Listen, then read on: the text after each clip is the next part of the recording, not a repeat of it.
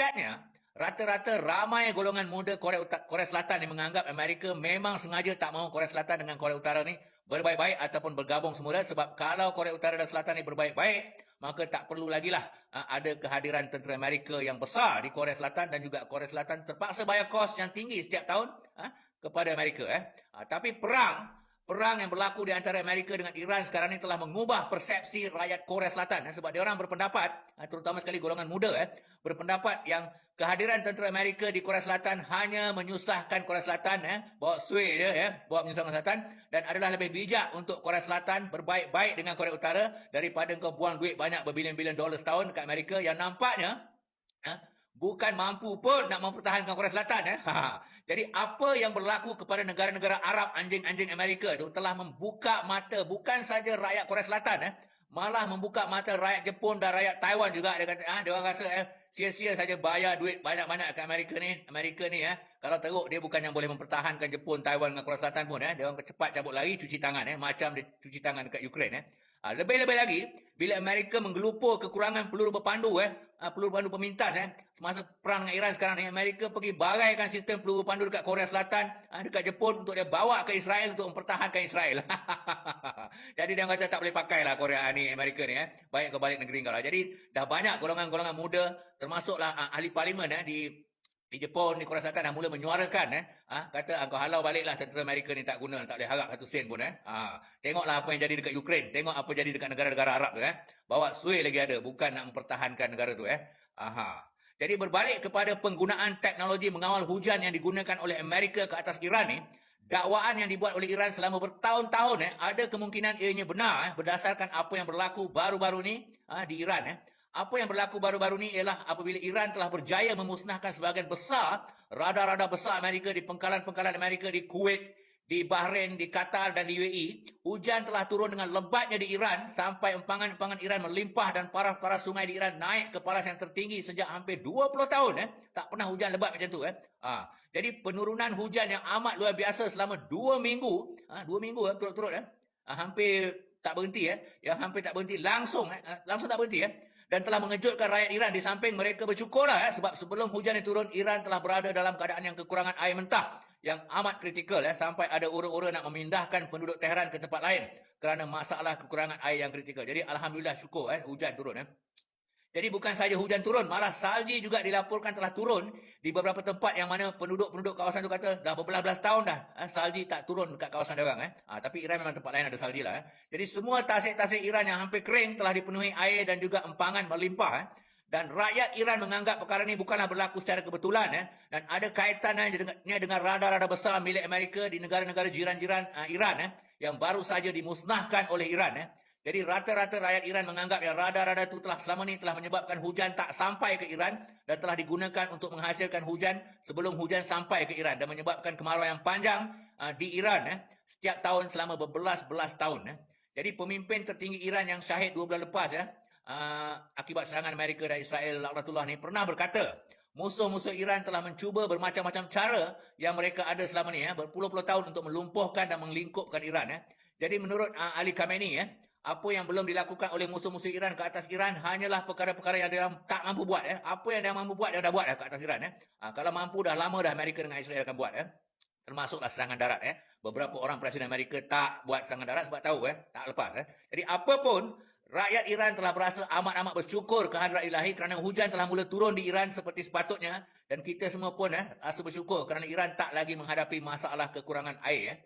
Jadi sebelum serangan Israel ke atas Iran tahun lepas, salah satu propaganda yang dibuat oleh Israel dalam bahasa Parsi, yang dihantar ke radio-radio masuk dekat internet dekat Iran untuk didengar oleh rakyat Iran ialah, Israel kata, kalau rakyat Iran bangun beramai-ramai menggulingkan kerajaan Republik Islam Iran ni dan berbaik-baik dengan Israel, Israel akan bantu Iran hasilkan air dengan teknologi yang diorang ada.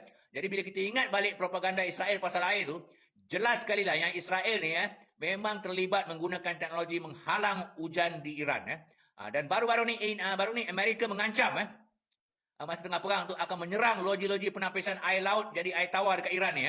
Dia orang dah serang satu loji pun. Tapi apabila Iran kata, kalau kau serang lagi, aku akan serang semua loji-loji penapisan air laut jadi air tawar dekat semua negara anjing-anjing Amerika tu. Dia kata kalau kau serang lagi loji-loji penapisan air laut aku ni, aku akan serang semua loji-loji penapisan air laut dekat negara Arab ni yang 100% bergantung pada penapisan air laut. Jadi Amerika dia telah membatalkan serangan ke atas loji-loji penapisan air laut tu. Tapi nampaknya sekarang Iran dah tak payah risau sangat kalau loji-loji penapisan air laut tu dibom oleh Amerika, sebab sekarang ni air sampai melimpah-limpah di semua empangan air Iran. Jadi barang diingat yang salah satu sebab Iran mula membangunkan teknologi menghasilkan elektrik dengan menggunakan bahan api nuklear ialah kerana empangan-empangan hidro Iran yang dah kurang air dan tak mampu lagi menghasilkan tenaga elektrik yang banyak macam dulu. Jadi bila air ni kurang, tekanan tu kurang, jadi kipas tu tak pusing kuat, jadi elektrik pun tak banyak lah hasilkan. Jadi sekarang nampaknya bukan saja masalah air di Iran telah selesai, malah masalah bekalan elektrik di Iran pun nampaknya dah selesai, sebab dengan air di empangan yang banyak, maka stesen-stesen hidroelektrik Iran sudah tentu akan mampu menghasilkan tenaga elektrik dengan lebih banyak. Seperti untuk mengatakan tuan-tuan dan puan, masa saya pergi ke Iran tu, tenaga elektrik dicatu dalam 2 jam sehari. Setengah tempat ada, setengah tempat tak ada sebab tak cukup tenaga elektrik. Dan kepada yang baru masuk, Assalamualaikum dan salam sejahtera. Alhamdulillah, kita telah dipanjangkan usia sehari lagi untuk menyaksikan detik-detik keruntuhan Amerika, kerajaan penyembah setan ni. Nampaknya Trump betul-betul mati akal nak buat macam mana dekat Selat Hormuz. Segala usaha, segala tipu daya, segala statement-statement palsu, segala bohong, serba tak menjadi. Alhamdulillah, syukur kita dapat bersama-sama lagi hari ini untuk menyaksikan detik-detik kehancuran negara haram Israel. Nampaknya sangkaan ramai pihak yang Hezbollah akan dikalahkan di Lubnan meleset sama sekali, sebab dalam masa seminggu ni Hezbollah dilaporkan oleh media-media antarabangsa termasuk media-media Israel dan Amerika sendiri, Hezbollah telah berjaya mendatangkan kemusnahan yang besar ke atas tentera IOF, Occupation Israel Army ni, dan peralatan-peralatan diorang termasuklah helikopter yang ditembak jatuh. Dan Israel nampaknya terpaksa mengundurkan 2 brigade tentera IOF daripada selatan Lubnan dan hanya menumpukan kepada serangan udara saja. Tapi Hezbollah dilaporkan jauh lebih bersedia dengan serangan-serangan udara ni, sebab diorang pun ada banyak pengkalan-pengkalan dan kubu jauh di bawah tanah. Sebab tu hanya kampung-kampung dan pekan kecil kediaman awam saja yang berjaya dimusnahkan oleh pengganas-pengganas Israel ni. Jadi kejayaan Hezbollah dalam masa seminggu ni bukan saja menyebabkan kematian yang tinggi ke atas tentera IOF, banyak mampus, bukan saja menyebabkan kemusnahan yang besar ke atas aset-aset ketenteraan Israel, malah berjaya menjatuhkan moral ataupun semangat juang tentera IOF. Maaf, semalam saya tak sempat nak buat live sebab melayan tetamu istimewa daripada Pakistan.